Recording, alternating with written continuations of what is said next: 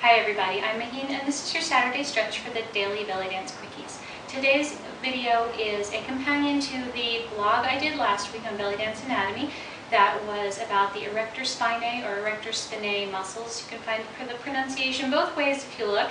I'm going to go with Erector Spinae. So what we're going to talk about is where the muscles are, what they do in general, and what they do for us in dance and how to warm them up, which is pretty much what I covered in the blog. But I thought it would be a good idea to show this information in a visual format because some things are just a little hard to picture. So first off, where is the muscle?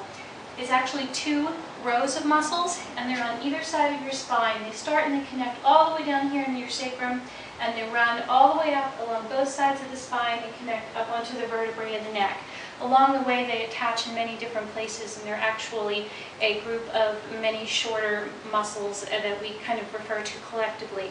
And all of these small attachments are one of the reasons why we can use our spine in such articulate ways.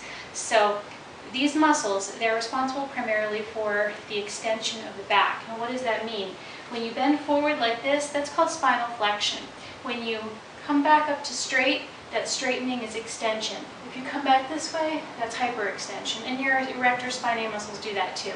So, where do we use this? In our dance, we use this for undulations. So, when we lift up and roll down, we're articulating the spine in small sections.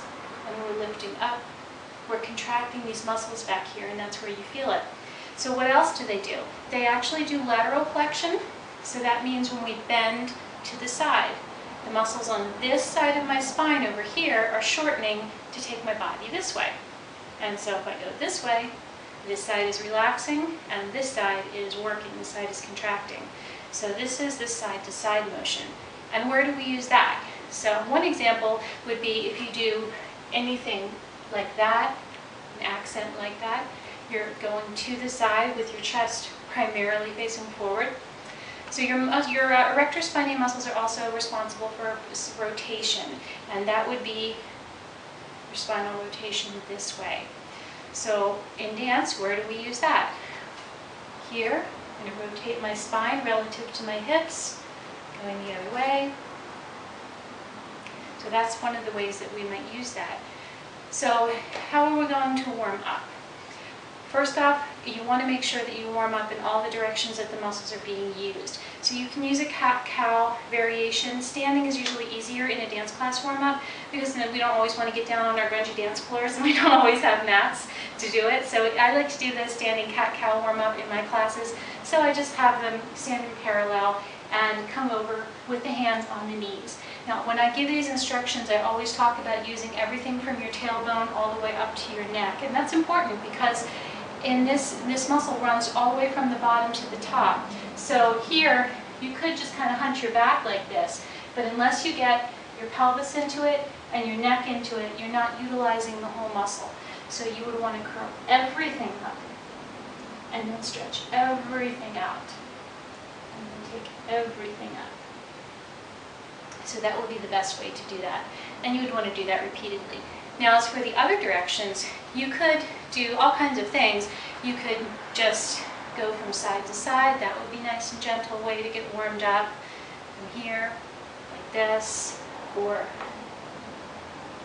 if you're using something like this in your warm-up, that will help get those muscles warmed up. And as far as the rotation goes, you can take your arms out. You can do that, what's often called a swinging tree, like this.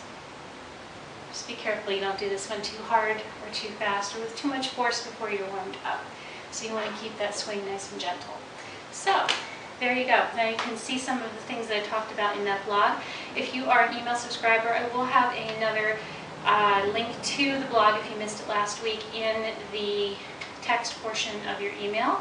And if not, you can look me up. It's in the Ears Out the Hips blog, and it is the Bellydance Anatomy post for the Erector Spinae muscles. So, I hope you have a wonderful week and you learned a little bit of anatomy. And I will see you next time if you are in Virginia or in Philadelphia or possibly New York. Shh, don't tell anyone yet. It's not set in stone.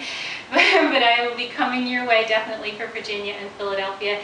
And take a look in the video here. You should see the details. And have a really great week and dance safe. Bye.